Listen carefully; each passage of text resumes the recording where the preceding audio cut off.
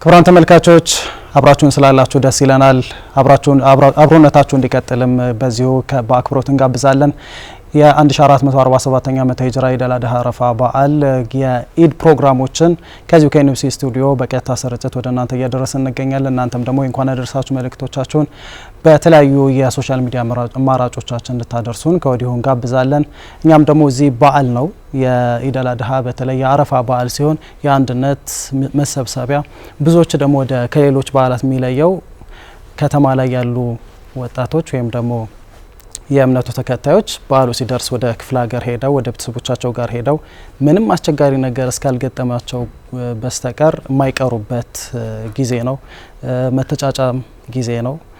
እንደዚሁም ደግሞ ያገቡ ሰዎችም ምናልባት መልስ ምናምን የሚባለውን ነገር ብዙ ጊዜ ለመጠቀም ጥሩ እድል አድርገው ይወስዱታልና ይሄ ማለት የመገናኛ ጊዜ ነው ማለት ነው። የተለያዩ ረጅም ጊዜ የቆዩ ሰዎች የሚገናኙበት ፕሮግራም ነውና ከምንም በላይ አንድነት የሚጠነከርበት ነው። ዛሬ ብቻ ሳይሆን ተከታታይ 3 ቀናት አያም ተሽሪቅ ይባላሉ። አያም ወክሊን ወሹርቢን ይባላሉ እነዚህ ቀናትና የበዓሉ በአንድ ቀን ብቻ የሚቆም አይደለም። ተከታታይ ቀናት በዓል ናቸውና የመዛያሪያ እንደዚሁ አንድ ላይ በዓሉን የምናሳልፍበት ጊዜ ነውና ይሄ ማለት አንድነትን በጋራ የምናሳልፍበት እንደዚሁም ደግሞ አብሮነታችንን የምናሳይበት በዓል ነውና የበዓላት ብዙ መገለጫው አንድ ትሩፋታቸው ይሄ ነገር ይመስለኛል። ለዛ ነው በቀጥታ ስርጭት ተሰብስበን ያስተናግርን ያለንበት አንዱ ምክንያት የአረፋ ስሪቱም የበዓሉ ዲዛይን የተደረገበትን መንገድ ከሀጁ ጀምሮ ስታዩ አብሮነትን አንድነትን የሚያሳይ ነው አይደል? የተለያዩ ፕሮግራሞች ተዘጋጅተዋል። በዚህ ዙሪያ ብዙ እንዳላብራሩ ፕሮግራሞቻችን ያው በተቀመጠው ቅደም ተከተል መሰረት ወደ ተመልካቾች የሚደርሱ ይሆናሉ። እኛ ግን ያው የበዓሉን ጽንሰ ሀሳብ ማውራት የተወሰኑ መረጃዎች እንድንቀያየር እንድንለዋወጥ ጠዋት ላይ ህዝበ ሙስሊሙ ለሰላት ከመውጣቱ ጀምሮ አንድ መሰባሰብ የሚጀምርበት ሰዓት ነው። ለሰላት ይሰበሰባል። ተክቢር እየተባለ እዛም አምልኮ ይደረጋል። የስግደት ስነ ስርዓት አለ። ከዛ በኋላ ደግሞ ሰው ሲበተን ቀጥታ ወደ ቤት መግባትም አይኖርም። ለአረፋ ሲሆን እንግዲህ ከሰላት መልስ ነው ምግብም የሚበላው። የመጀመሪያውን ጠዋት አብዛኛው ሰው ሲወጣ ምግብ አይበላም። እርድም የሚከናወነው እርድ ደግሞ ሌላ ደማቁ ነገር ነው። ከኢድ ሰላት በኋላ በብዛት የአባወራዎች ስራ ነው። የእርድ ስነ ስርዓት ይካሄዳል።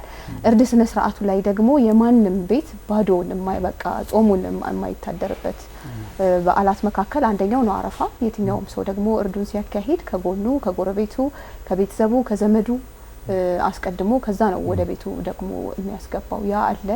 ያ መጠያየቂያ ነው። ዚያራ ደግሞ አለ። ወደ ተለያዩ በተለይ ደግሞ አሁን ቤተሰብ ይደምቃል፣ ይሰበሰባል። እንደዛ በሆነበት ጊዜ ደግሞ ልጅ የሌላቸው ወይ ደግሞ በእድሜ ገፋ ያሉ ሰዎች ወይ ደግሞ ጠያቂ ብዙ የማይሄድባቸው ቦታዎች ደግሞ ለዚያራ ይመረጣሉ። እነሱ ቤት ደግሞ አሰላሙ አለይኩም ተብሎ ለዚያራ በዓል ይኬዳል። ያለውን ነው ሰው ቀምሶ የሚወጣው። በደንብ የምንሰባሰብበት አክረም ቅድም አገር ቤት ሲል ነበር። አገር ቤት ሄዶ ከሆነ በዚያው አጋጣሚ ቤት የተለመደ ነው። ማታም ስትዩ ነበር አንቺ ከተማው ላይ ያለው እንቅስቃሴ ብዙ ሆኖ ስለሆነ ትንሽ ከተለመደው አንፃር ቀዝቀዝ ይላል። የኢድ ሰላት ላይ ቢገኙ ሰዎችም ትንሽ ቁጥር አነስ ሊል ይችላል ከኢድ አልፊጥሩ ማለት ነውና ብዙ ሰው ወደዛ ስለሚል ወደ ክፍለ ሀገር እኔ ገረመኝ ነገር አንዱ ምጠይቅ ጥያቄ ጠዋት ላይ በስፍራው ተገኝተ ነበር። እሱን እጠይቃለሁ። ከዛ በፊት ግን ያው የአረፋ መተጫጫ ነው ብለሃል። አሽተ ነው ወይ የሚለው እንትኖች ምንድነው የኢድ ሰላት ላይ የዚህኛው ትንሽ ለየት ካለ ሊነሳ የሚችለው ጉዳይ አንደኛው የሰዓት ለውጥ ተደርጎ ነበር። 2 ተኩል ነበር የሚሰገደው። ዛሬ 2 ሰዓት ነው የተሰገደው። ያው ነገራቶች ከዚህ በፊት የነበረው እንትን መጓተቶች ነበሩ። ቆይ ሰው እየመጣ ነው ይባላል። እስከ 3 ሰዓትም ይለጠጥበት ጊዜ ነበረ። አሁን እዚህ ቶሎ የመጣው ሰው ደግሞ ይሰላቻል ነገርና ተዳክሞ የሚሄድበትም አጋጣሚ ነበር አንዳንድ ጊዜ። አሁን 2 ሰዓት ላይ እንደሚሆን ተነግሯል። በዛ መሰረት ነው የተሰገደው የነበረው። ከዛ ውጪ ሼጣሃ የተወሰነ ጊዜ በህመም ምክንያት ወይም ደግሞ ወደ ኢማምነቱ ላይ አልነበሩም። ዛሬ ባያሰግዱም ኹጥባ አድርገዋል። ያስተላለፉትም መልእክት በጣም መሰረታዊ የሚባሉ ጉዳዮች ናቸው። እነዚህ ቀናትን እንደዚሁ በዋዛ ፈዛዛ አለማሳለፍ መሰረታዊ ጉዳይ ነው። እንደዚሁ ብዙ ነገራቶች በሆነ ቀን ብቻ ተፈጽሞ የሚያልፉ አይደሉም። ትምህርት እንድንወስድባቸው ማሳያ እንዲሆኑ ተግባራዊ ነገራቶችን ልምድ እንድናደርግባቸው የሚፈለጉ ናቸው እንጂ ከዛ ውጪ እንትን የሚሉ ሆነው አይደለም። በዛ ቀን ብቻ እንዲቀር ለምሳሌ በግ ያረደ ሰው ለሶስት ማካፈልና አንዱን ለሚስኪን መስጠት አለበት ይባላል። ይሄ እንደ ማሳያ ይሁን እንጂ መረዳዳት ሁሌም ያለ ነው፣ ሁሌም መደረግ ያለበት ነው። በጣም የሚበረታቱ ተግባራት መካከል አንዱ ይሄኛው ነው። ሁል ጊዜ መደረግ ያለበት የሚባለው እንትን ረመዳን ሲመጣ ባህሪን ሼፕ ያደርጋል አይደለ? የአንድ አመት ስንቅ ይዘህ እንድንወስድ ነው። ትምህርት ቤት ነው የምንማርበት እንዲሆን ነውና ከዛ አንፃር ዛሬ ብቻ አይደለም ከዚህ በፊትም የነበሩ የዙልሂጃ 10 ቀናት እንደዚህ የተለየ ቀናት ስለነበሩ ትምህርት ምንወስድባቸው ነው፣ የላይፍ ትምህርት ምንወስድባቸው ናቸውና ብቻ አጠቃላይ የሰላት ስነ ስርዓቱ በአጠቃላይ ደማቅ የሚባል ነው።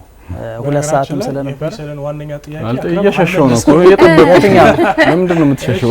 ችግር የለም እሱ በኋላ ያስብበታል። የኢድ ሰላትን ካስፈለገ ሚስጥርም ልናወጣ እንችላለን ማለት ነው ስላልኩ ማለት ነው። ግን በዋናነት ቀደም ሲል ያነሳው መሰረታዊ ሀሳብ ነበረ። የአረፋ በዓል የቤተ ዘመድ የጓደኛ የወዳጅ በዓል ነው። በእድሜ ትንንሽ የሆኑ ታላላቆቹ ጋር ቅድሚያ የሚሰጡበት የቤተሰብ ታላቅ የሆነ ሰው ጋር የሚሰባሰቡበት ነው። እንደ ከተማ ደግሞ አብዛኛው የአዲስ አበባ ጎዳናዎች ዛሬ ጭር ብለው ከሆነ አብዛኛው ህዝበ ሙስሊም ወደ የሀገር ቤት ስለሄደ ነው። ይሄ ያለውን ቤተሰቡ ጋር ይላል። በአረፋ በዓል የበለጠ ፕራክቲስ የሚደረግ ነገር ቢሆንም ግን ደግሞ በጣም ነባር የሆነ ኢትዮጵያዊ ቀለም ኢትዮጵያዊ እሴት ነውና ይሄን በአረፋ በዓል የበለጠ ሲከወን እና ህዝበ ሙስሊሙ ወደ የሀገር ቤቱ ወደ ታላላቆቹ ቤተ ዘመድ ለመጠየቅ እርስ በርስ ማህበራዊ ነገሩን የበለጠ የሚያስተሳስርበትን እድል ለመፍጠር ሲሄድ የበለጠ ትርጉም ያለው ይመስለኛል። መቤት ምን ትያለሽ? እኔም የእውነቱን ለመናገር የአረፋ በዓልን ሳስብ 2 ነገሮች ነው አእምሮዬ ውስጥ የሚመጣው።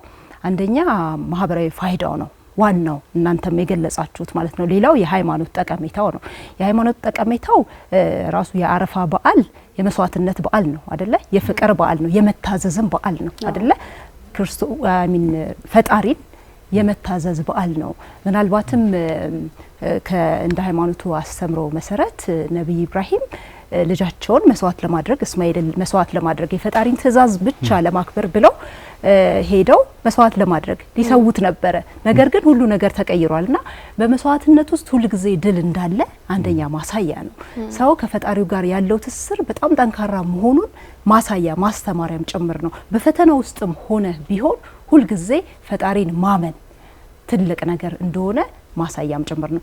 ከዛ ባለፈ ግን ይሄ ማህበራዊ ትስስሩ ለምሳሌ ቅድም ስለ እርድ ገልጸሃል አይደለ አክረም? ማንኛውም ሰው ያርዳል። በግም ሊሆን ይችላል፣ ከብትም ሊሆን ይችላል፣ ፍየልም እንዳቅሙ ያርዳል።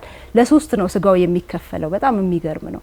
አንደኛው ለቤተሰብ ነው፣ ሌላው ደግሞ ለዘመድ ነው። ከዛ ባለፈ ደግሞ ለተቸገሩ ወገኖች ነው። እንግዲህ በመስጠት ውስጥ ትልቅ በረከት እንዳለ ማሳያ ነው። ፍትሃዊነትም ጭምር ነው። ማህበራዊ ትስስራችንን በደንብ የሚያጠናክር በዓል ስለሆነ ሁላችንም ልንማርበት የሚገባ ነው ብዬ ነው የማስበው። ይሄንን ነው አእምሮ ውስጥ ሁሉ ጊዜ የሚመጣው። አረፋ ላይ ሌላኛው ነገር አብዛኛው በተለይ የኢትዮጵያዊ ባህልም ነው በይበልጥ እሴት ብለን ከምንጠቅሳቸው መካከል ነው መጠያየቅ፣ ቤተሰብ መዘየር፣ ወደ ሀገር ቤት መግባት። ከዛ ውጪ ግን ደግሞ አቅሙ የፈቀደ ሰው ደግሞ ሀጅን መካ መዲና አይቀርም። ያኛው ስነ ስርዓት ደግሞ ይቀጥላል። እዛኛው ላይ ደግሞ ከበፊት ጀምሮ ብናነሳ አሁን አካባቢያችን ላይ ትልልቅ ሰዎች የሉም ሀጂ ገሌ የሚባሉ ምናልባት ሀብቴ ይሄን ጉዳይ አሉ እኔም በደንብ ማቃቸው አሉ እና ሀጂ ያደረጉበትን ታሪክ ሲናገሩ በጣም አፍ የሚያስከፍቱ ብዙ ሰዎች አሉ። እኔም ፐርሰናሊ ማውቃቸው ምናልባት ግን ከነሽዳ ግብዣ በኋላ ስንመለስ በደንብ ብናወራበት ጥሩ ይመስለኛል። ሁላችንም እንድናስታውስ በተለይ የተለየ ገጠመኝ የሰማ ሰው ካለ ማለት ነው። አረፋን ነው ያከበርን ያለነው። በያላችሁበት ጥሩ የባል ጊዜ እንዲሆንላችሁ እንመኛለን።